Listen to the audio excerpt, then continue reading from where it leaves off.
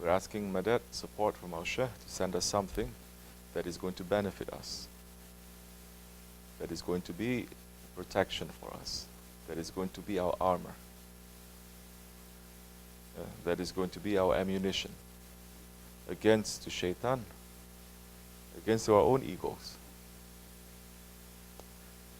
Why are we in Tariqat? Why are we in this Tariqatul Aliyah? Why we are with Shaykh Effendi? There are so many other Jamaats there, out there, that are so easy, isn't it? Now I'm looking here and there, they say, oh, Tariqat is not to make things difficult for people. Why are you torturing yourself? To be very easy. There are so many other Jamaats that are definitely easier. So many of us, we've seen that. So many Jamaats, you go, first thing they do is they praise you non-stop. They praise you, say, oh, you're such a blessed person. So good, such light coming from your face. MashaAllah. Person then gets drunk. Or you enter to different Jamaats, they say, no, don't worry, you can do anything you like. Adab, what is adab? No need adab. That is for low-level people. Higher-level people, we are above adab, we are above shariat. So everything goes. What, you have to hold yourself tight with honor? No need. Just be jokey, laughy. Or men and women, they can mix. It's okay. We are holy people. We are spiritual people. Or other Jamaats, then you're going to go and they say, just make this special dua and you're going to be a saint. Don't worry about your prayers. Your Shaykh is going to pray for you. You're already lordly ones. You're already very powerful ones. You're already very spiritual ones. Maybe that is true, but not in this Jamaat. Why is that? What is Shaykh Effendi giving us that is different from other Jamaats? We don't need to look anywhere. Just look at the Holy Prophet ﷺ. Look at the Sahabe Kiram. Look at those ones. The Prophet ﷺ, he took them out from the jungle areas. He cleaned them up and he put them on the front lines. That they completely submitted themselves to the Prophet. They submitted their lives, the lives of their families, the lives of their children, their wealth, their family connection, everything. That none of us here, we've really tasted that. They went through torture, they went through oppression, they went through hardship, they went through suffering. They went through poverty, they went through starvation, they went through humiliation, which, say, somebody around here, put up your hand and say, I've gone through all of that. So, was it easy for them? It was not. Was it easy for the Prophet ﷺ? It was not. Even in the Battle of Badr, Holy Prophet ﷺ, the first battle in Islam, in the month of Ramadan, he did not just take things for granted. He didn't take his Lord or Islam or his way. Tariqat means the Prophet's way, as a joke. It's okay. It's all love. It's all peace. It's all happiness. It's all ease. No. He did not. None of the Sahabis, they went through any of that. In the Battle of Badr, did he just take for granted to say, I am Habibullah, these are my Sahabis, Allah is going to help us? That's it. Did he prepare? He prepared. What else did he do? He prayed. Whole night long, he begged in sajda to his Lord, Allah subhanahu wa ta'ala, to grant him victory. He did not take his Lord as a joke. He did not take his Lord as someone like today's people we're seeing, you read here and there, oh, I'm upset with Allah. One day say, I love Allah. Next day say, I'm upset with Allah. Why you are not making me to be your Habib? All this kind of talks that they are reading here and there through Sufi books, reading here and there through Sufi stories, then they're thinking they are Sufis. And they speak with such terms to Allah. It's okay. There are so many Sufi groups out there, so many Jamaats inside Sufi groups, so many Jamaats inside our Tariqat also, that definitely, if you come to them,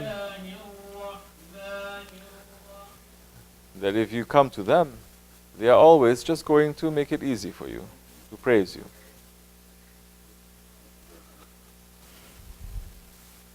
And you're going to say, this is wonderful. My life is wonderful. My Akhirat is also wonderful. Everything is wonderful. And you see their faces very happy. But happy in a heedless happiness. Happy not understanding the seriousness of Islam, the seriousness of Tariqat, the seriousness of Allah and His Prophet. Shaykh Effendi is training us to be on the front lines. Not front lines. Everyone is in ghafla. Every week that's happening. Every week, in fact, if I wait a couple, if it's winter time, Azan is going to call. Every week, people are coming. The zikr is supposed to make you to come out from heedlessness. To think, to understand, to put two and two together, to think 10 steps ahead, to have eyes everywhere, to be watching everywhere. You think the companions of the Prophet ﷺ, they spent whole day, whole nights just making zikr? Or did they first go through submission? Years in Mecca, they went through submission. That they did not even raise their hand to strike back when their families are being killed, when their property is being taken, when they're being oppressed, when they're being buried alive. So many of us, we're not thinking of this, we're not taking this, and we're not putting it into our lives to say to us, Shukur Ya Rabbi. You tested them, you didn't test me. If you test me, definitely I would fail. But because you didn't test me, I'm going to make more shukr to you. I must now run in your way. I must now become more awake. I must now think 10 steps ahead. Not to be robot and zombie right at that minute. That is what you're going to be. You're zoning out. You're not thinking before, you're not thinking after. You're not seeing, you're not understanding, you're not feeling. The hearts are dead. Things like that, it changes the direction of the soul. Something else. Something else is coming now. And that's shut. So we're not going to be the ones who are going to win if we let the ghaflat to overtake us for simple things. Shaykh Effendi is training us to be on the front lines. Front lines. You have to watch miles ahead, in front of you. You have to know what is happening miles on your right, miles on your left, and in your back. But everyone, just doing that. People in front of me, they're doing that. People in front of me, they're not even making eye contact. I'm talking majority. Some permission they are given. But the majority, what is it that you're looking down to the carpet? The carpet is opening up to show you something. So you're not going to connect yourself physically. You're not knowing, you're not understanding how the heart is going to work that time. It is. Why we have Shaykh and his pictures everywhere? To look at him, to connect ourselves to him, isn't it? What is the use now? If you're not looking, if you're not understanding, if you're not connecting, then there's a time you're not going to connect with each other. We're here for the front lines. We have a big responsibility. We have to remind you over and over again, because everyone falling into ghaflat, everyone falling into their own day-to-day routines, Everyone falling into their dunyas. We are not here for that. We must not lose sight of our mission. We have a very big mission that is ahead of us. We have a very big responsibility that Shaykh Effendi has left us with. We pray, yes. We make zikr, yes. But the prayer and the zikr and the sohbet is supposed to make us to come out from ghaflat.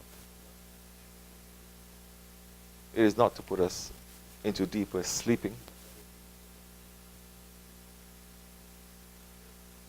On holy days like this, on a Jummah day, make intention and push yourself. Because Prophet ﷺ did not tell the Ghazis, the warriors of the Badr, saying to them, just make intention that you're going to fight. Just make intention you're going to defeat the... No. They went through everything. What are we going through? What are we going through if we're not even understanding that we need to put more discipline into our lives here? Islam, it is discipline. Those who say, no, Islam is all about love, then they don't understand that love is the highest discipline. Love is when you say, I don't exist. Can we say we don't exist? No. Love is saying, I sacrifice everything, even myself, with those ones that I love. Forget about sacrificing what you love, sacrificing yourself. You cannot even sacrifice your ego. If the ego is touched a little bit, people are going to run away. If the ego is being reminded, then they are going to disappear. They say, I don't like this. What kind of a game is this? They're telling me what to do. They're touching my ego. They're telling me what is right and wrong, what is ghaflat and what is anger. They're telling me that I'm not doing my job well. It cannot be. Then why we are here? Why we are here in this tariqat that is concentrating on the ego, that so many jamaats, you know by yourself, Shaykh and his jamaat is concentrating on that. And the results comes from that. Yes, we may stand up to say that, yes, we are Ottomans. We may stand up to say that we have honor. We need to build the relationship with Allah and His Prophet. We need to build the relationship with each other. It's not enough for us just to say, make our jamaat to be strong, saying. It's just words saying. But what are the things that makes the jamaat strong? Make our hearts to be united. What are the things that makes your heart to be united? These are intentions, but what are you doing? Are people even caring about each other? To ask about each other? How are you? Is there anything I can do for you? Let me know. Or only time people talk to each other, nothing but to backbite, to gossip, to slander, to judge. Or we're not even understanding each other, living together as a jamaat and not understanding what is happening in each other's lives. Yes, we have to change.